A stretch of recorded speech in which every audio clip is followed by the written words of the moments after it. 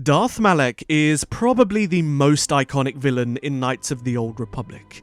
As much as I want to say no, it's Darth Nihilus or Darth Traya, the truth is when most people think of Knights of the Old Republic, they think of Revan, and when they think of Revan, they instinctively think of Darth Malak as his opposite. But of course, one of the most iconic features of Darth Malak visually was his bald head that was adorned with blue tattoos that stylistically draped across his skull. And when we do think of Darth Malak on a visual level, we think of his face. We think of that cybernetic jaw, we think of those tattoos. However, his cybernetic jaw is a story that I would say is rather well known. It's often covered in regards to the lore of Knights of the Old Republic and the lore of Darth Malak himself. But the baldness of his head, as well as the tattoos that draped across them, are often forgotten about. And I bet there's a lot of you that didn't actually see Malak when he had a full head of luscious hair. And I'm sure that many people actually believe the tattoos and his bald head had something to do with the dark side. Perhaps he chose to adopt that style due to his descent as a Sith. Perhaps it gave him more authority, or perhaps it was some kind of Sith design. But the truth is, none of these are the case. Instead, those tattoos, as well as his baldness, actually held huge significance to the character as a Jedi. So let's delve into the tragic reason that Darth Malak was bald. Around 3963 BBY, the year in which the Mandalorian Wars broke out, Malak was simply known as Alec, the partner of the Jedi Revan and one of the leaders of the movements known as the Revanchists, who intended to support the Republic in the war against the Mandalorians, something that the Jedi Order themselves vehemently disagreed with. And while on a scouting mission to the planet Surja, a large section of the Jedi Revanchists were captured by Mandalorians, and Alec was indeed among them as their leader. And instead of keeping them as prisoners or even killing them, the Mandalorians sent this group of Jedi to a place known as Flashpoint Station. Flashpoint was originally a station designed to study the stars, and it was captured by Mandalorian Neo-Crusaders and transformed into an operating base and eventually a laboratory. And the leader of Flashpoint Station was a Mandalorian biologist by the name of Demigol, who was fascinated with the study of the Jedi and the Force. Now, as many of you could probably assume, Demigol wasn't a particularly nice Mandalorian scientist, and his methods of study were rather brutal. And so when Alec and his Jedi followers arrived on Flashpoint Station, they were treated like lab rats. They were tortured, they were tested upon, all so that Demigol could learn more about how the Force worked within the nature of biology. And out of all of the Jedi who were present on the station, Demigol took a particular liking to Alec. Unlike the rest of the Jedi, Alec was resilient. His strength in the Force was stronger, as was his own will. And to protect the other Jedi, Alec was willing to submit himself to Demigol's torturous experiments, also that they were granted a reprieve from the suffering he was forcing upon them. And because of this willpower, and because of his power in the Force in general, Demigol would continually commit heinous acts upon Alec. He was electroshocked, he was placed upon a torture rack and pulled limb from limb to test his resolve and his strength and the way he could handle stress.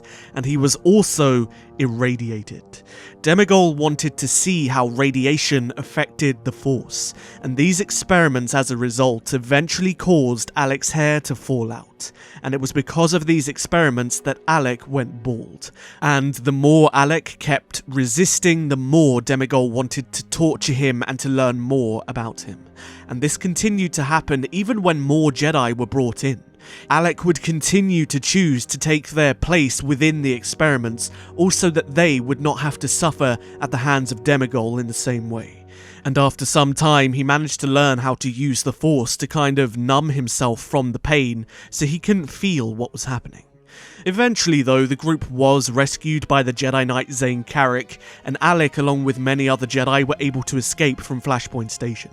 However, that doesn't quite answer the question of why Malak chose to stay bald after these events, nor does it answer the question of why he had tattoos. So let's get into it. After the events of Flashpoint Station, Revan and Alec began to lead an almost open rebellion within the Jedi Order, convincing their fellow Jedi Knights to join them in the war against the Mandalorians. Mandalorians. However, one of the Jedi Masters who sat upon the Jedi High Council, Lucian Dre, manipulated the Jedi Order into believing that the threat of the Mandalorians wasn't one that they should worry about, and that the real worry was actually the Revanchists and their rebellious nature, and the risk of them falling to the dark side. And so, one of his first acts as a new member of the Jedi High Council was to recall all of the Jedi Revanchists back to the Jedi Order and basically place them in detention, essentially making them fugitives. However, Lucian Dre wasn't all that he seemed, and although he did have good intentions, he and his secret Jedi Covenant had massacred their own Padawans, and they were willing to commit murder with the noble intention of stopping the Sith before they could ever grow within the Jedi ranks again, much like Exar Kun had done before. Alec himself was specifically singled out by Lucian Dre as one of the leaders of the Revanchists. He was one that was directly called upon to stand before the Jedi High Council. However, before this, he was contacted by Zane Carrick, the man who saved him and cashed in the favour that Alec owed him. And this was to help expose Lucian Dre and the Jedi Covenant.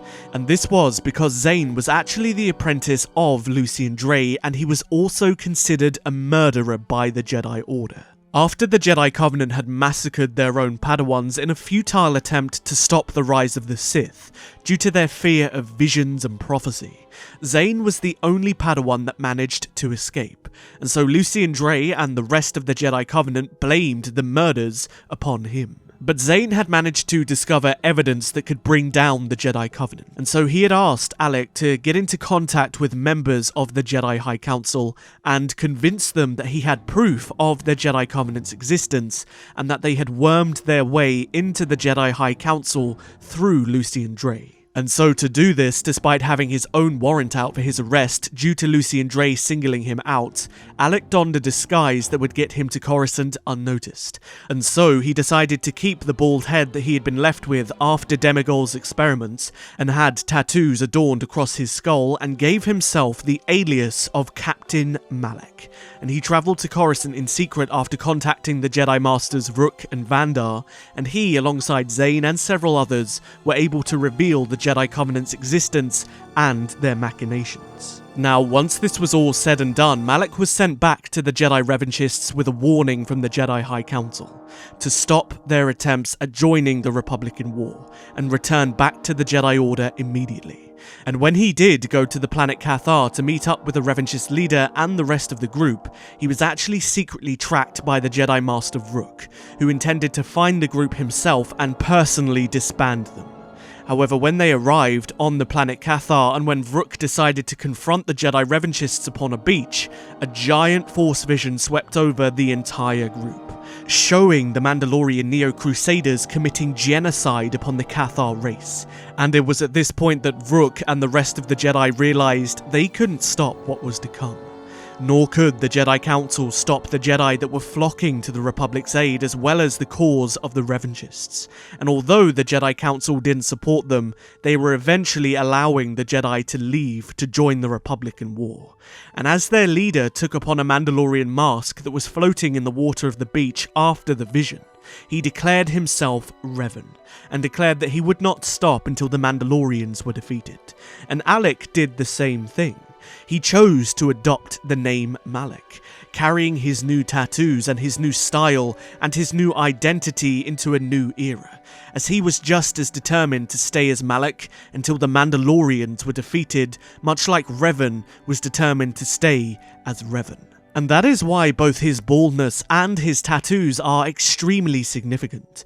Much like Revan's mask, an object that became his personal symbol to keep on fighting, a symbol to rebel against the injustice of the Jedi Orders in action. Malak's tattoos and his baldness and his name, although originally caused by Demigol's torturous radiated experiments, was a symbol to him. It was his personal symbol to keep on fighting and to never give in until the Mandalorians were defeated. But at the same time, it was also a symbol of the Jedi's dogma. He was just a Jedi trying to do the right thing. He was trying to save lives. And because of that, he became a wanted fugitive, and he had to wear a disguise to simply gain an audience with those he had once called family. But as time progressed, this persona and this adopted disguise eventually became his true personality. And he wouldn't change this even into his time as a Sith Lord. But the symbol of his baldness and the symbol of his tattoos, instead of being a symbol for justice and fighting against the Mandalorians, it instead became a symbol of his disgust in the Jedi Order, and the reminder of his pain and his suffering aboard the Flashpoint Station as he was viciously tortured and experimented upon. So there we have it. That is the tragic reason that Darth Malak went bald, and why he chose to keep that baldness and the tattoos that adorned his skull. They were symbolic in the same way that Revan's mask was symbolic. And my question for you guys today is this: what do you think of Darth Malak as a villain? Where does he rank for you amongst the Knights of the Old Republic villains in general? Now, I do really like Malak, and I think the comic books and the stories that surround him make him a lot more nuanced than he appears in the game.